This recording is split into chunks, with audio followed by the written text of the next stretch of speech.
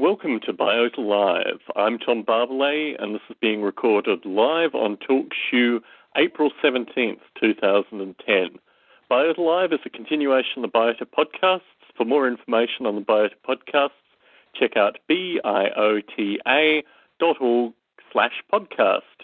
And the next podcast will be recorded May 1st. I'm currently recording at 3 p.m. Pacific, probably be on 3 p.m. Pacific. And the topic is yet to be decided. However, I wanted to cover handheld devices and artificial life, and I think that'll probably be the topic for May 1st. But as these things tend to happen with Biota Live, it tends to be relatively fluid, and sometimes topics change at relatively short notice. But the place to find topic changes and other discussion associated with the Biota community is the Biota mailing list. And if you go to the Biota site, biota.org, and click on the lists link, you will be able to subscribe to the Biota Conversations mailing list, and that's where a lot of the discussion is generated from this podcast. In addition, there is also a Biota Facebook group. I believe there's a fan page as well, or there are actually two pages, but the Biota community on Facebook is the place where a lot of the active discussion takes place.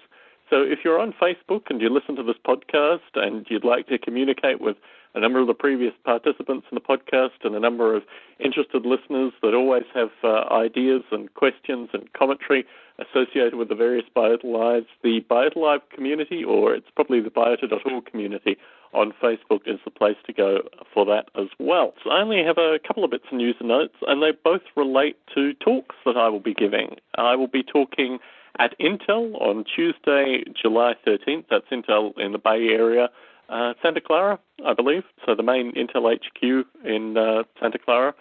On Tuesday, July 13th at 10:30 a.m. It is a work day, so if you work at one of the many interests in the Bay Area and you can get the time to come and see me talk at Intel, please consider doing so. I think there are probably going to be a limited number of seats available, so if you are interested in that talk, please get in contact with me early, and I'll put you in contact with Justin Landon at Intel, who's the manager organising the talk. And also, I will be talking at SRI International the following day, Wednesday, July 14th at 7 p.m. And, I should have announced the topic for the Intel talk. The Intel talk will be on lesser understood parts of Noble Ape, which will include the weather simulation, the cognitive simulation, ape script, Noble Warfare, and a basic history. I just see Liz Swan calling in. I'll just bring her in on the audio. Hello, yes, Liz. hi. So my second piece of news is that I'll be talking at SR at Stanford Wednesday, July 14th at 7 p.m. And the topic will be artificial life, bringing the community together. And my understanding is probably there'll be a number of folk in the audience who won't have had the opportunity to make the Intel talk the day previously, so I don't mind doing the Intel talk, or at least a condensed version of the Intel talk, again for folks in the audience taking questions. But these two talks will be the first time that I've talked on artificial life in the past decade, and really the first time I've talked in public for at least the past 7 years. So a wonderful opportunity to talk. My understanding is that the SRI one will be videotaped and will probably reach its way online somehow. And the Intel one I hope to record the audio of, and it may be videotaped as well, and similarly it may appear online. Liz, it's wonderful to have you on Biota Live once again. You currently have a book project. Would you like to tell the Biota Live listening audience about the book project and how they can get in contact with you about it? Sure. The title of the book is Origins of Design, a fresh interdisciplinary look at how complexity emerges in complex systems, especially life. Rather lengthy title, which will be shortened to probably Origins of Design once everybody has an idea of what the book is about. And we have approached Springer first and foremost, and we hope to publish the book through Springer. And we have currently about 47 authors when we were aiming for 40. So we're actually over our quota, which is fine because some people will kind of drop off along the way, most likely. But we've got a great selection of all different essays approaching different issues in design. So these are, design issues in nanotechnology, design issues in sociological models, design issues in artificial life models. We have a couple of submissions from artificial life, from the artificial life community, which is great. And we are hoping to find out from Springer soon whether or not that project will be formally accepted And if they pass on it, we have a few other publishers in mind lined up to go with. But yeah, it's definitely looking up. It's definitely coming together. And we hope it probably won't be out, of course, until late 2011, if not 2012. But it's coming together. And in terms of the various disciplines, I remember when I spoke to you a while back, it seemed to be mainly kind of chemists and biochemists. What kind of disciplines have you gathered together in the 47 so far? Yeah, that's a good question. It is definitely a lot of people working in various subdisciplines of biology, and that's mainly because the two co-editors I'm working with, Dick Gordon and Joseph Seckbach, in radiology, embryology, and different areas of biology, just working within their networks and sort of conferences they've been to and people they know. A lot of the submissions are from some subdiscipline in the natural sciences, but we have, I believe, just one from sociology, at least 4 or 5 from philosophers of science, including myself and some of my colleagues from the University of South Carolina. So philosophers of science were looking at different design issues, for instance, the fine-tuning argument in physics, and another one addressing the design issues in nanotechnology, building new molecules from the ground up. And let me see, don't think we have any coming from mathematicians. So mostly, various subdisciplines of the natural sciences and the social sciences, I think, pretty much covers it. And in terms of Dick's previous publication, in fact, both Dick and Joseph Seckbach's previous publication, Divine Action and Natural Selection, has Dick and Joseph, have they gathered together some of the more controversial folk associated with that? Will there be any creationist authors or anything like that? Is there any element of religion in this question, or is it a purely a group of, I don't necessarily want to say scientists, but not part of the controversial few that Dick was able to amass with the Divine Action Natural Selection book? Yes, that's right. It's by and large a different group. And so even people who wrote for Divine Action and Natural Selection and did explicitly address the intelligent design, creation, evolution debate, those people who are writing for the newer Origins of Design book are writing on a different topic. So they're addressing different design issues in biology. I think it's just that word design, understandably, that throws people off. And, of course, there were some questions of, is this book addressing intelligent design? Is that what you mean by design? So we had to make it explicit that we're looking at all different design issues. For example, just the idea that the complex relationship between genotype and phenotype seems, as if there's some sort of program or plan in it, and how can that be? According to evolution, there cannot be any sort of plan, there can't be any sort of hand of God working along the way. Okay, so then what are some other possible theories? So even people who did address that question explicitly in their former book are taking up a new topic in the newer book. But we've also attracted a whole host of new authors from other areas that did not write for the first book. So we really want it to be a book with a different focus. I think there are maybe 1 or 2 authors that did stick to the traditional intelligent design / creation topic and write their essay around that topic, and that's fine because that's what the word design means to some people. But out of, I'd say, 47 authors, I think maybe 2 or 3 papers are addressing design as in intelligent design. So it's a small percentage.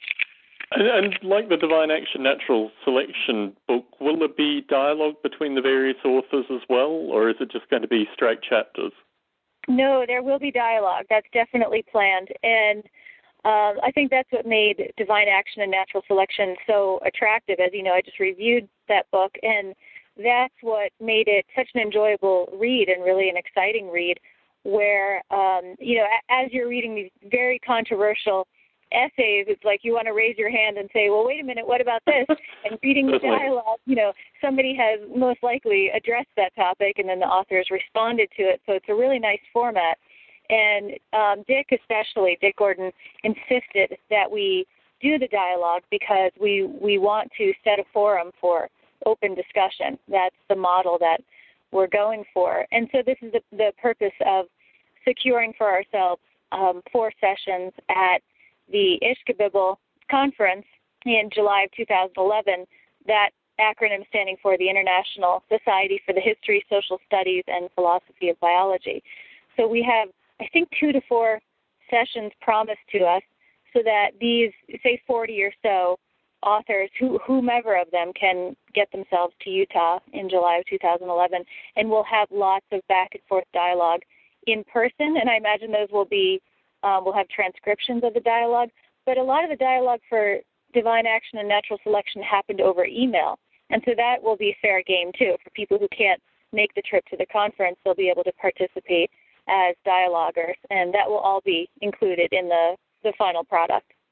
Yes, I mean, certainly my experience with divine action, natural selection, the sections that were really fun were the dialogue sections. I mean, although the writing was wonderful, the back and forth associated with dialoguing with Dick Gordon and also a creationist, Baumgarten, I can't remember, John Baumgarten perhaps, was some of the best bits of my interaction with the book. I think in particular John Baumgarten was someone who is a theoretical physicist and actually has worked in applied nuclear physics and various other areas. So his reasoning in terms of the minutiae of the arguments was an interesting section of dialogue. So I would encourage folk who haven't yet seen Divine Action, Natural Selection. It's now available electronically. I believe also it's available via various second-hand bookstores and even new on Amazon.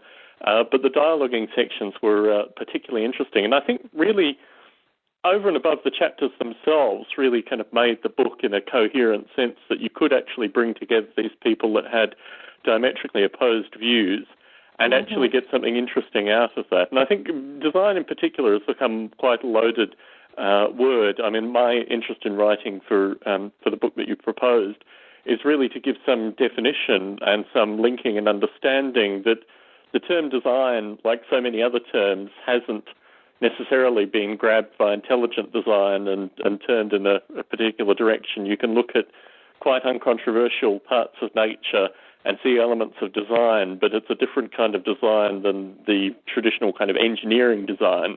It may exist in economics or architecture or a wide variety of other areas. So I'm really looking forward to participating in the dialogue if I'm accepted with a group of other folk. And I think particularly the potential for folks in biology and biochemistry.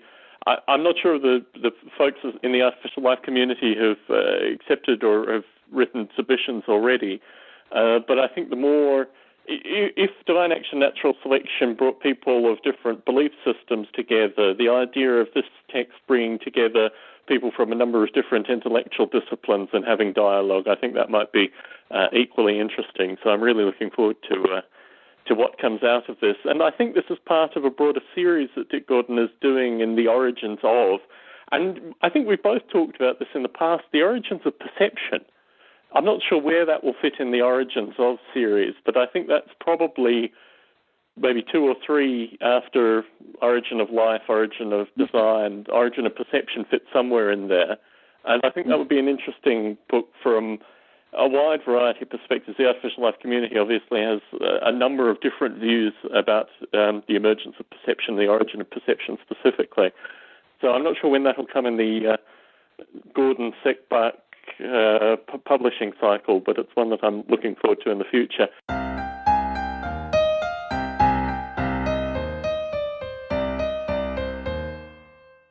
For folks listening to you, you're currently somewhere in Colorado? Yes, I am. I'm in Estes Park, as a matter of fact, looking at the mountains. Wonderful, wonderful. Well, there's a legacy of folks calling into Biota Live with wonderful views that they're looking over. So my hope is that will inspire you for the conversation today, which ironically is around publishing as well. Mm-hmm. To get a little bit deeper, I mean, we talk about publishing, we talk about books, we talk about these kind of ideas. But for you personally, what do you see as the benefits of kind of traditional on-paper publishing for a community like the artificial life community? Mm-hmm. Versus alternative routes of publishing that we've talked about? Well, there seem to be so many different media types. That's a very good point. That's a very good clarification. There seem to be many different alternative media types which are now increasingly taking over aspects of what traditional publishing would have done previously, particularly with regards to certain aspects of academia and tutorial aspects, but more importantly, the kind of inspirational and motivational aspects that a lot of this goes out to, not just within the artificial life community, but people that are artificial life interested. So, I mean, traditionally publishing paper, physical books had the ability of being found in academic remainders, libraries, these kind of things to inspire folk, and also obviously actively used within the community. But now there seem to be a wide variety of media that are applicable, and the argument is always made that now we live in an internet age where students are no longer consuming the kinds of books that they may have consumed 10, 15, 20 years ago when the artificial life community was kind of emerging. So is there still benefit in the printed word? And here again, you're right. It's academics, it's students, it's people that are in no way connected with the artificial life community just stumbling upon these works. What do you see the benefit of traditional printed paper works as being? I see. Okay. And I think it might be a disciplinary question because it's true that college students today, as you know, in just the past few years, I've taught at 3 different major universities, and I think it's true across the board that students now in writing research papers, they want to go to Wikipedia, they want to go to online blogs, they want to go to Professor so-and-so's page on such and such. They want to kind of do quick research online and get what they need enough to write the paper or, finish the homework assignment. But in my particular discipline in philosophy, I think it is a little bit different in that philosophy students, for whatever reason, maybe just naturally, they are, more apt to pick up a book and read, and maybe that's why we go into philosophy in the first place. But it's not unusual for philosophy students to be accustomed to buying books. They'll actually go to the used bookstore and buy a bunch of books for their course and read them.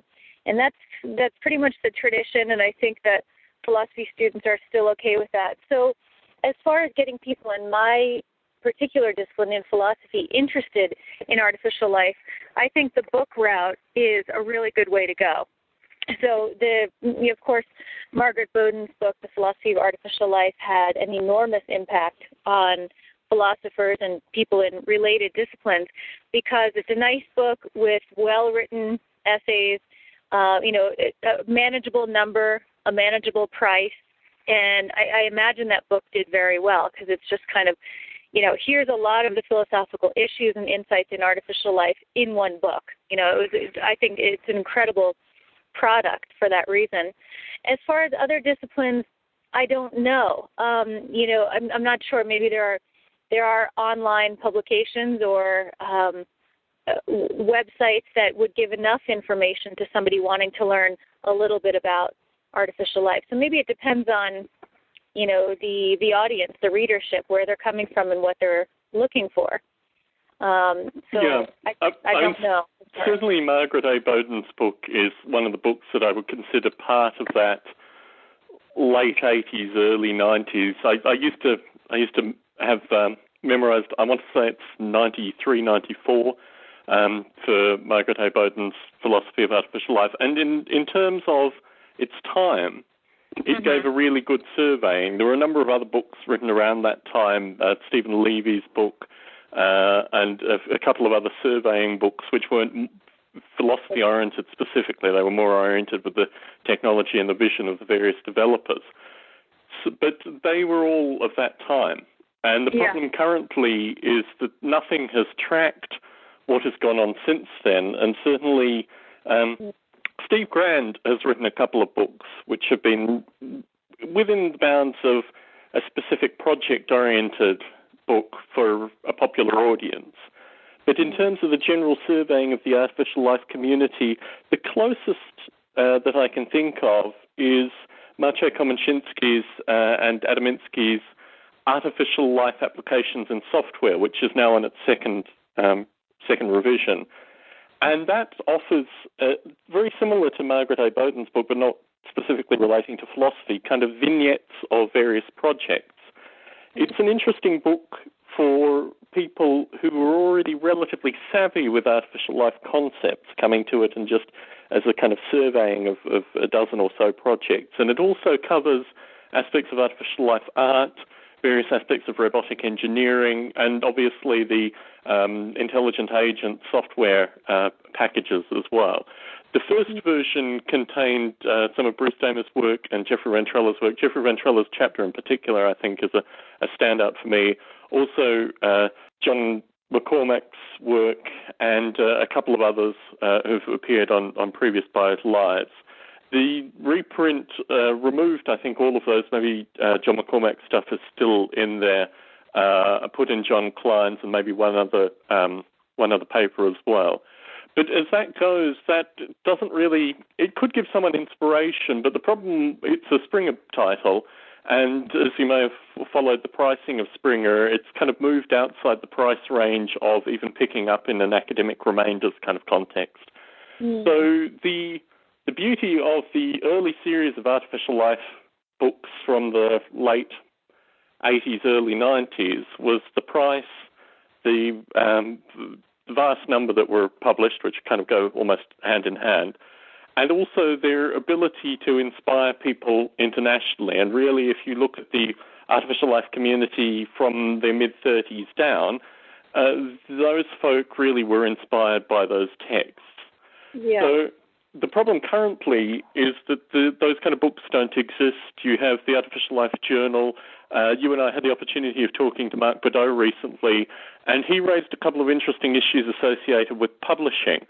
So I guess the current problems associated with paper publishing relate specifically to both the cost of it and also the ever-decreasing market, the movement into electronic publishing, but also kind of shifts in terms of the publisher's experience themselves. And from an author's experience, and I can only speak from my experience, you also see this kind of law of diminishing returns occurring in publishing currently in terms of the cost of the books. Books are just becoming more expensive through traditional publishing, at least.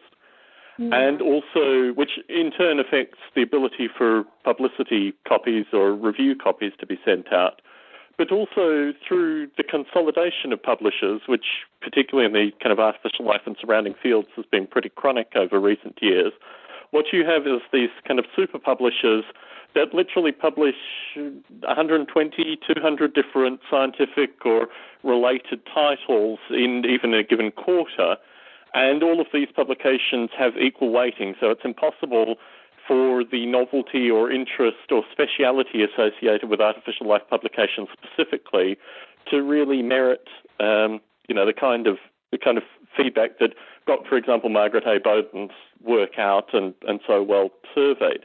In terms of the problem with modern publishers, have I touched all the possible bases? Can you think of any others? Do you want to talk associated to on the topic of modern publishing? I don't know about that in particular. One thought that comes to mind, though, in terms of pricing, what I did a lot of when I was in graduate school was refer to the conference proceedings, which I was happy to see. And University of South Carolina, generally speaking, doesn't have anyone working specifically on artificial life. I'm sure people are, aware of it. But as far as in the philosophy department, it was really pretty an obscure topic. But nevertheless, our library had the, whole series of the European proceedings and the proceedings from the American conferences. So that's a great resource, too, because I think the proceedings, they tend to be pretty large volumes, and I imagine they are pretty expensive if you buy them on Amazon, but all of them are available in university libraries. So that's one option that, as far as students getting access to these things, they're free in the library, so that's nice.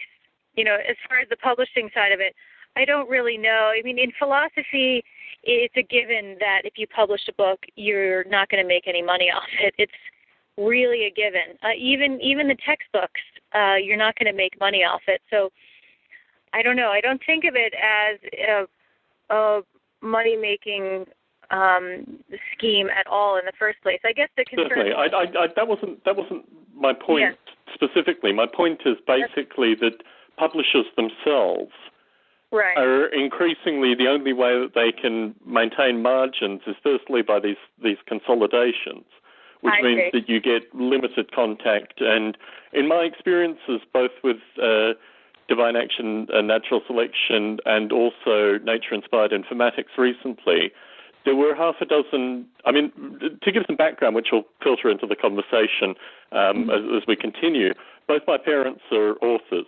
My father is exclusively an academic author. He's a sociologist, political scientist, published in economics as well. So growing up, I saw his experience with academic publishing. My mother has also published academically, but she's also written fiction as well, and some non-fiction that isn't academic.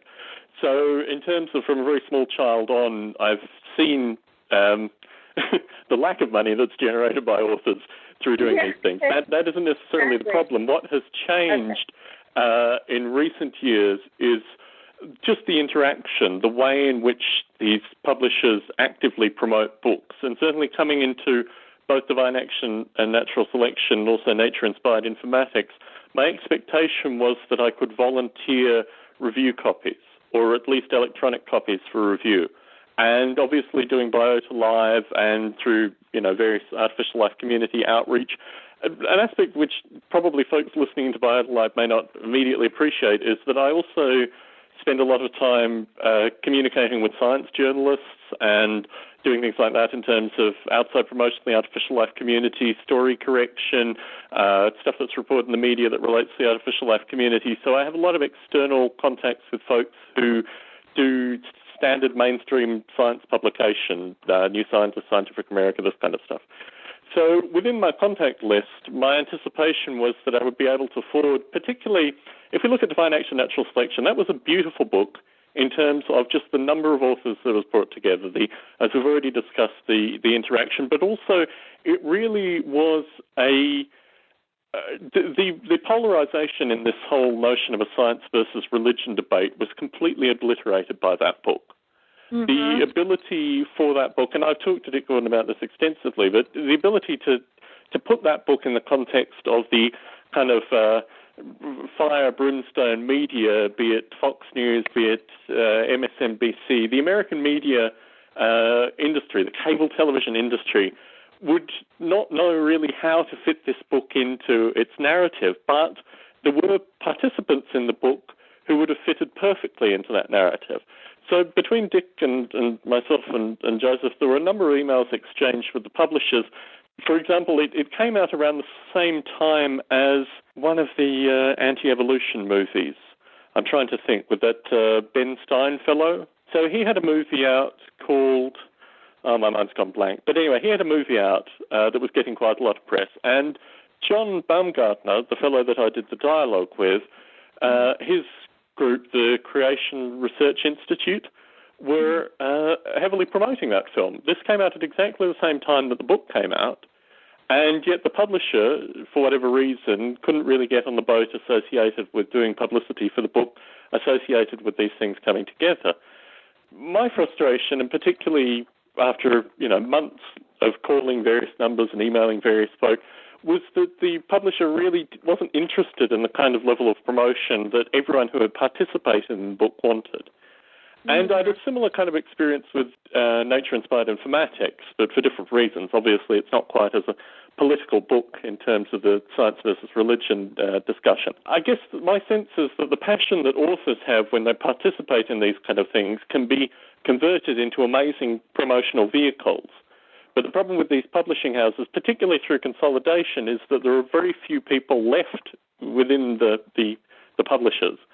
And their ability to even manage large titles being published and work through the publicity, which I would think would go hand in hand with things being a successful book, seems to be less and less important. So that's my experience, and certainly the feedback that I've gotten from others in the community is relatively similar. This topic was generated through a series of emails with Jeffrey Ventrella, who, like I, have gone through these kind of experiences, and Jeffrey is really a trailblazer in terms of his ability to see these kind of things. I'm holding in my hand prime numbers, the holes behind composite patterns, which is his first self-published work, and we'll get a little bit more into self-publication.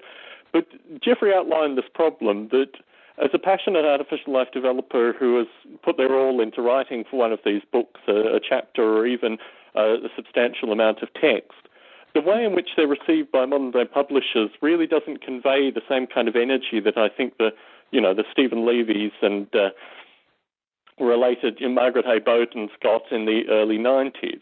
So the times have changed with regards to publishing, the times have changed with regards to the artificial life community, and this comes back to the question, what modes of publishing are open to us? You mentioned blogs briefly.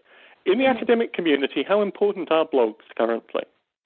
They seem to be becoming more and more common. I don't know how important they are. Like, I think it seems to me fairly important to have, for instance, a personal web page. I mean, almost all professional academics have a web page that has their photo, their publications, some sort of information about them, and especially for someone in my position where I'm on the job market, and I know, or I hope, that people are visiting my webpage as prospective employers and checking me out. I think that's very important. Blogging, much less so. I think they tend to be people who have some sort of stake, like, for instance, it might be somebody who's involved in the Philosophy of Science Association, so they have a blog to kind of, talk about that and promote that.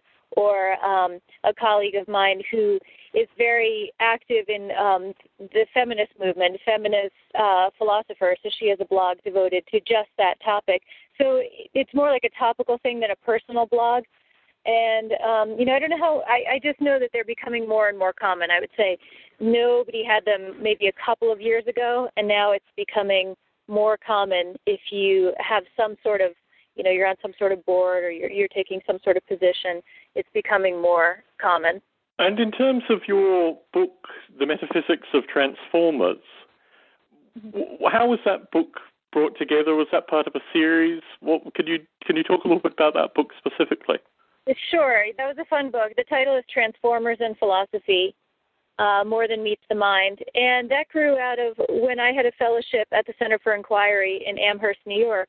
My colleague and direct report, John Shook, who is a philosopher, he's the VP of academic research at the Center for Inquiry, he knew of this series, and it's open court out of Karas Publishing. They did, I think it was called Pop Culture and Philosophy.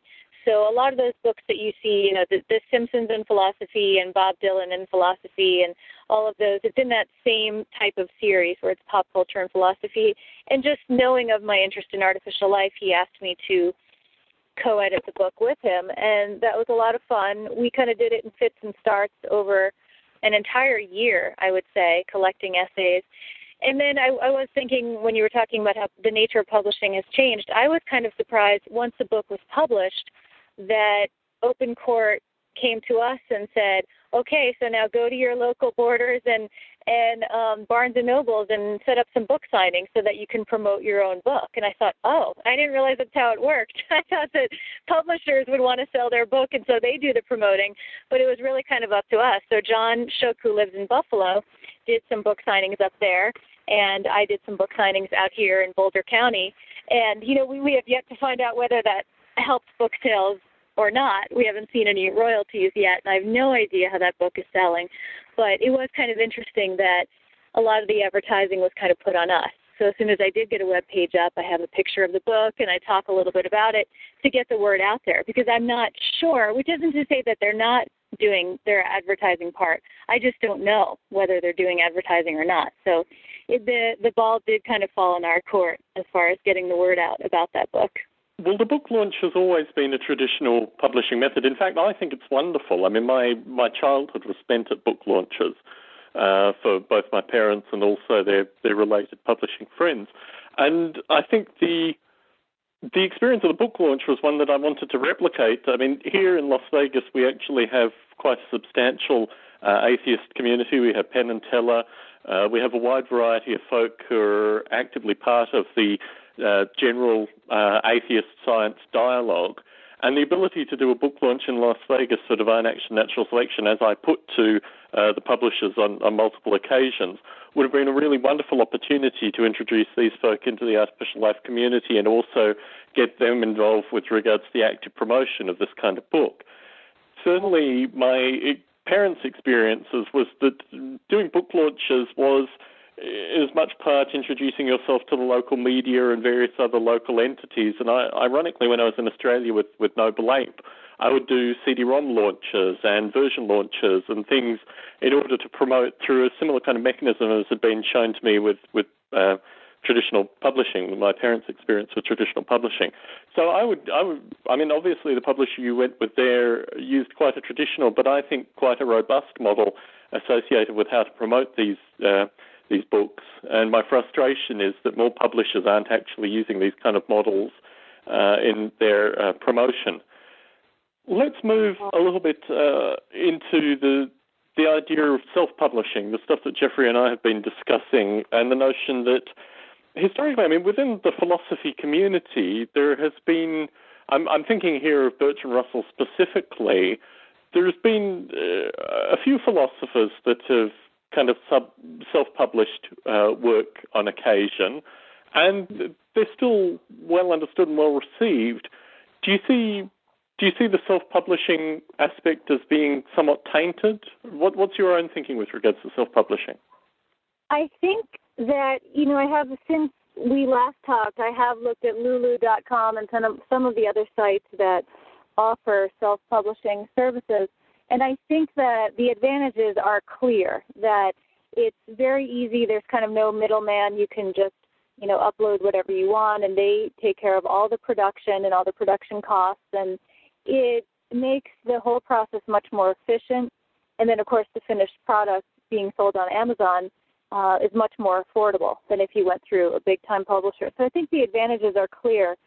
But one thing you hear a lot amongst academic philosophers is, like any field, it's becoming so much more competitive that it's not good enough, of course, to just have papers published. Now you have to have a book published. But then the question is, well, which publisher did publish the book? Is it Oxford, is it Chicago University Press, or is it some unknown publisher? And that really actually does matter in terms of, say, promotion or going up for tenure or trying to get a full-time tenure-track job. So it's not just, have you published 3 books? Now it's, with which publisher did you publish those books? So I think, if you asked somebody who cared about such things, they would say, well, self-publishing doesn't count as much, or, it's not as valuable or something like that. But I think it depends on what your ultimate goal is, because it may be very difficult. I know before I teamed up with Joseph Seckbach and Dick Gordon on this Origins book, I did pitch a very similar idea to a few publishers, not Springer, but sort of the more traditional publishers who publish philosophy books. And I got all no's, because the origins of mind, origins of life, it's cross-disciplinary. They didn't know what I was talking about, or it just sounds so strange. So across the board, the idea was rejected. And so, it took something like Joseph Seckbach, who has this series, this Origin series with Springer already, to make the idea actually go. So, it depends on the end goal. I think if you have an interesting book to put together that's non-traditional and that traditional publishing houses are not going to pick up and run with, then it's a great alternative.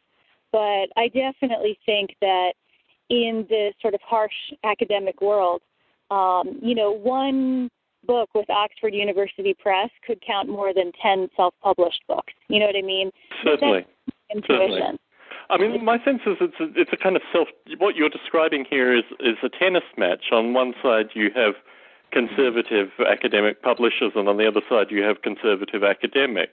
And the interesting question is this actually moving any of the idea that interdisciplinary is in fact a challenge? It seems to me to be why I really enjoy being part of the artificial life community, because we're we're the bastard child of so many disciplines that we are fundamentally interdisciplinary and then are immediately tarnished with this brush. It does seem to be quite paradoxical how you actually inject new insight into this equation. Maybe self-publishing is exactly what is necessary. Another point that is interesting is that I think the academic community, particularly associated with artificial life, is increasingly looking for things like what we are doing with Biota Live. I had the opportunity to chat with you and Mark Badeau, embarrassingly now, about a month ago, on the first International Society podcast, Artificial Life podcast, and certainly I see there are aspects of academia, perhaps the same tarnished few in the artificial life community, that are looking for independent methods such as podcasting as a means of getting information out. But I think in terms of self-publishing, there are ways to get the best of both worlds, and I wanted to talk a little bit here about the methods that folks who are interested in self-publishing can use in order to maybe have some kind of community review, or some way where it wouldn't be perhaps the same as formal peer review, perhaps not necessarily. Well, obviously, if you're self-publishing a work, basically at the end of the day, you can tell the other folk that have reviewed the work that their opinions are immaterial to the work actually getting published. But there is a notion that you can develop groups of reviewers, editors, similar peers who could give critical and constructive feedback. And certainly with my mother's experience, she was part of a writers group in Australia, and the writers group maintained for about 15 years. There were 7 authors who published in different areas, all women.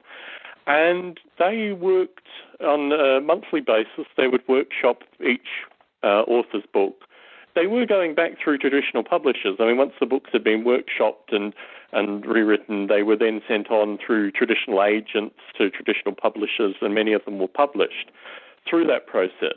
But this idea of almost like a writer's workshop, I think, could be really beneficial to the artificial life community to make sure not necessarily that we were peer reviewing or being critical or pushing people in particular directions, but just to give the kind of initial feedback. Is this something that would be interesting and useful to undergraduate students? Is this something which is inspirational? Is this something which fits in to a specific intellectual discipline? I mean, I think we have such a diverse community that the potential for folks who are interested in self-publishing to either self-assemble one of these groups or for the community formally to create a group of maybe 5, 7 individuals that would be willing to read and give editorial or critical peer feedback. I think that's perfectly doable. Are you familiar with these kind of methods, Liz?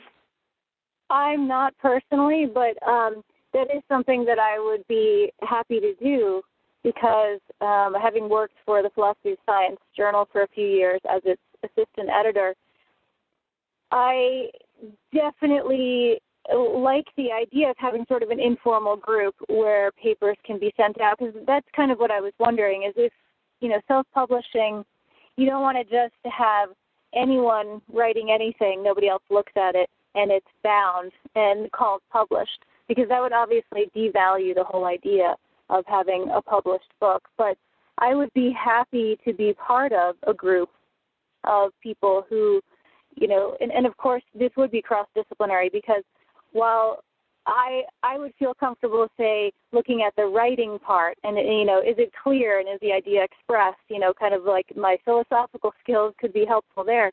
But the artificial life community, we would have to have people from that community, too, who are looking at more the technical details, and is this right, and is it accurate, and yes, this is in fact what happens or doesn't happen.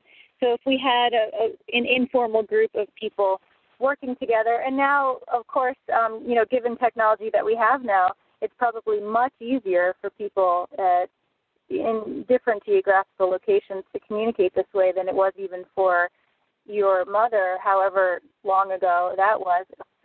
Technology's gotten so much easier to work across distances that I think something like that could really work. And it's just going to take maybe one book or maybe a couple of books that are really fine products, that are, well written, and they've been professionally edited.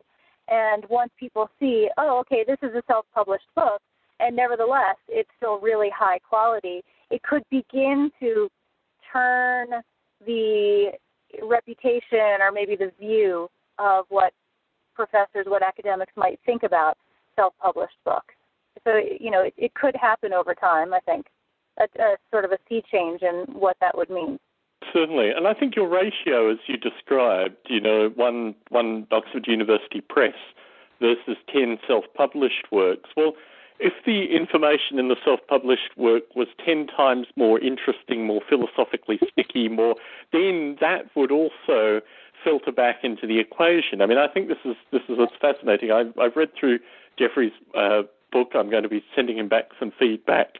But I think as a community, we can do this kind of thing in not necessarily a formalized sense, but certainly something that will create a series of these books that will be really inspirational. I mean, from my personal perspective, I'm not talking so much about academic publishing per se. My feeling is that the artificial life community has moved in so many different directions. Even a basic surveying is difficult currently, and certainly things like Wikipedia are not even relevant.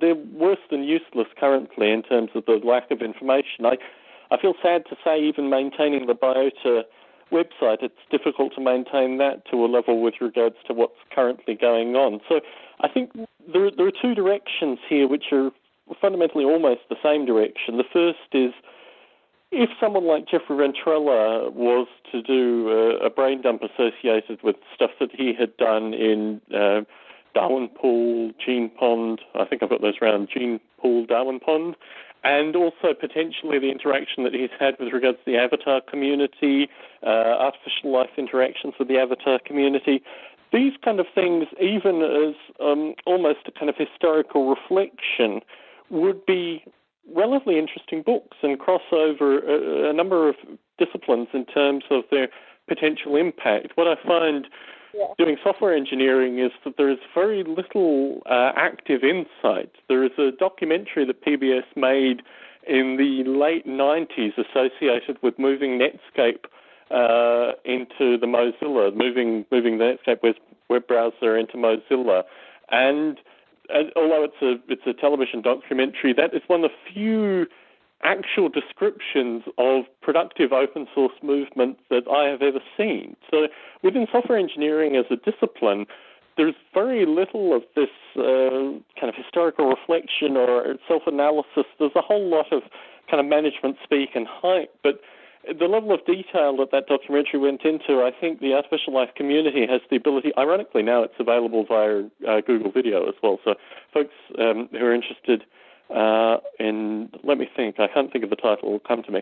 But anyway, so that is available online, but the ability for folks such as Steve Grand to do a book about his development with creatures. The level of detail, I interviewed Steve Grand initially on creatures over a series of 45-minute interviews. And the thing that fascinated me with that development was the amount of stuff that existed in the public domain. There were a lot of papers that were written and some insight, and also the developer community, the folks that had actually worked at CyberLife, have an active wiki that they maintain with their own stories.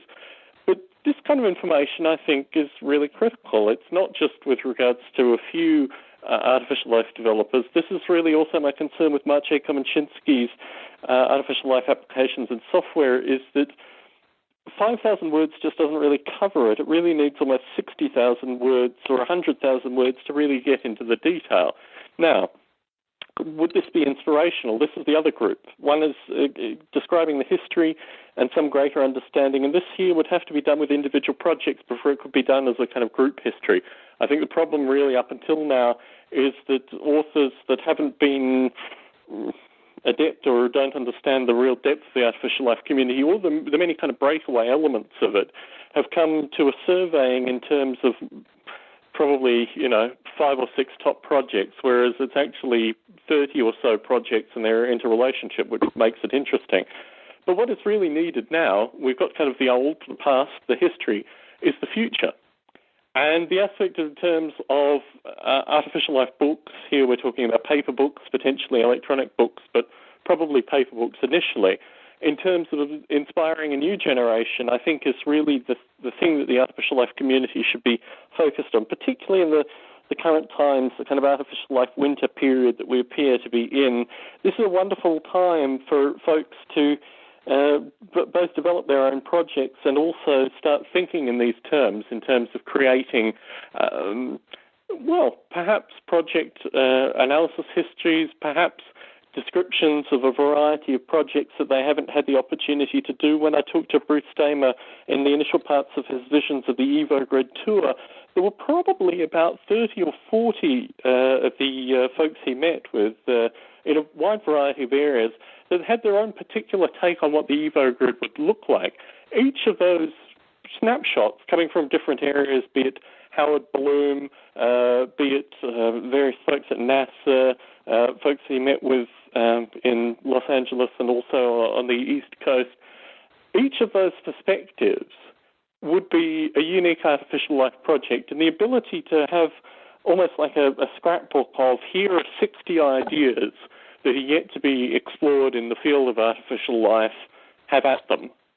I think that would be an interesting book too. So from my perspective, looking at the artificial life community, I see firstly there is very little written history, and I think that's just a function of software engineering in part, but also what is there doesn't give the kind of breadth that will lead to inspired new minds coming to the artificial life community and kind of continuing on aspects of the legacy.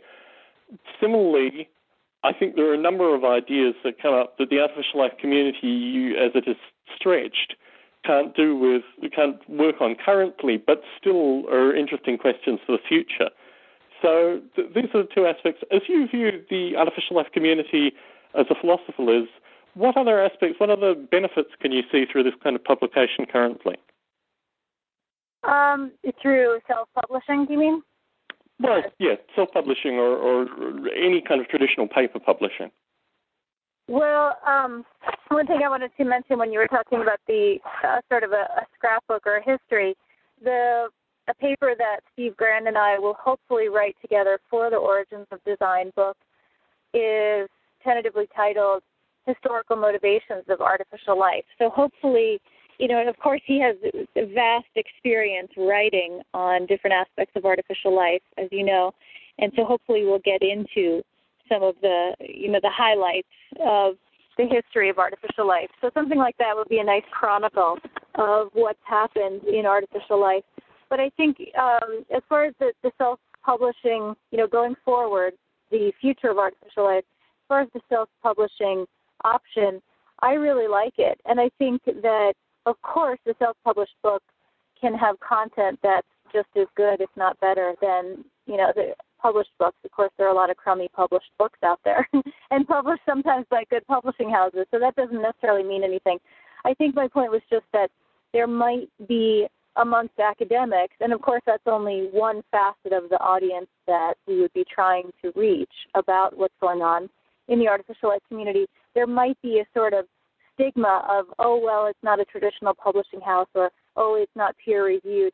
But I think that is a stigma that would erode in time, especially with some really good products coming out. And so if, and I'll just put this out there, that if you or somebody in the ALS community were to put together a book like that, I would be happy to be on the unofficial editorial board, where if you as somebody who would proofread these papers and make suggestions and just look for readability and clarity and those sorts of things, I would be happy to be involved in a project like that. Wonderful, wonderful. And in terms of the history of artificial life, I guess this problem was something that you found. You've worked with the folks at Avita specifically, but in terms of your surveying of the artificial life community, your modern surveying of the artificial life community, you found this problem as well, that there was the resources that were there were not organized in a fashion that would be useful to you as a philosopher. That's true, and I haven't at all worked with the Avita community, just to be clear. But I have read some of their publications, and I drew on that research in a recent publication of mine about artificial life.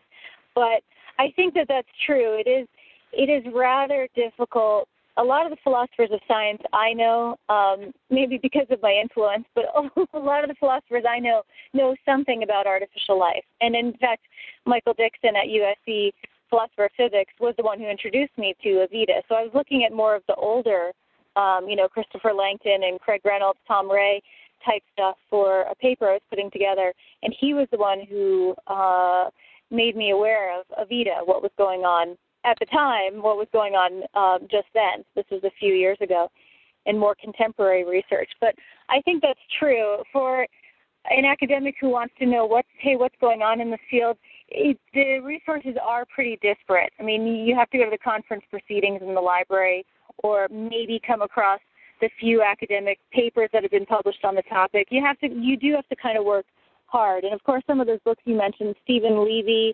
I also read Silicon Second Nature, and I'm forgetting the author's name, but there were a couple of popular type science books out there. But I think you're right. It would be a really nice project to bring a lot of those insights together in one resource. That would be excellent. Yes, and in the Forgotten Titles, Code Rush is the name of the documentary associated with moving Netscape to Mozilla, and certainly I've recommended it to a number of folks in the artificial life community as well. Well, Liz, I understand that you have a beautiful view in front of you that you no doubt want to explore, and it's been wonderful to have the opportunity to chat with you today on this topic. As I understand, we're both probably bibliophiles and also passionately interested in seeing these things come out in a broader community. So thank you once again for the chance to chat today. Oh, thank you so much, and best of luck with your talks at Stanford next week. It's not next week. It's actually in July, as these things turn out. Oh, sorry. I have a long lead-in time, but I've got to warn a lot of people in advance. So I'm really looking forward to it. Next week. Yes, it feels like next week for me as well. There's a lot that has to be done. But anyway, wonderful as always, Liz, talking with you. I'll talk to you soon. Take care. Okay, thanks, Tom. Bye-bye.